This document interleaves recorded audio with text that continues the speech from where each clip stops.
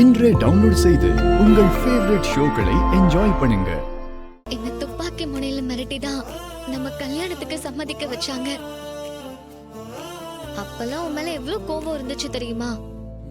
என்னை ஏமாத்தி என் கழுத்துல தாலி கட்டிட்டேன்னு உன்னை கொன்னுடுற கோபம் இருந்துச்சு. அதனாலதான் உன்னை அசிங்கப்படுத்தி அவமானப்படுத்திட்டே இருந்தேன். எனக்கு ஒண்ணு மட்டும் தான் புரியல.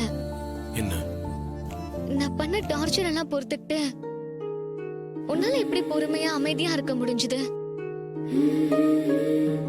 எந்த காரணத்துக்காகவும் உன்னை கல்யாணம் பண்ணிட கூடாதுன்னு ரொம்ப உறுதியா இருந்தேன். ஆனா உன்னோட அப்பா அம்மா பாட்டி எல்லாரும் என்ன ஃபோர்ஸ் பண்ணதால தான் வேற வழியே இல்லாம இந்த கல்யாணத்துக்கு நான் ஒத்துக்கிட்டேன்.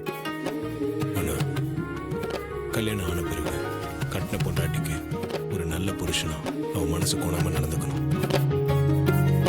அதனால தான் நீ எவ்வளவு ஆத்திரப்பட்டாலும் கோவப்பட்டாலும் ஏன் அவமானமைப்படுத்தினாலும் நான் அமைதியா இருந்தேன். இந்த குணம் தான் உன் மேல இருந்த வெறுப்ப கொஞ்சம் கொஞ்சமா குறைச்சு உன்னை புரிய வச்சது. உன் மேல காதலையும் வர வச்சது.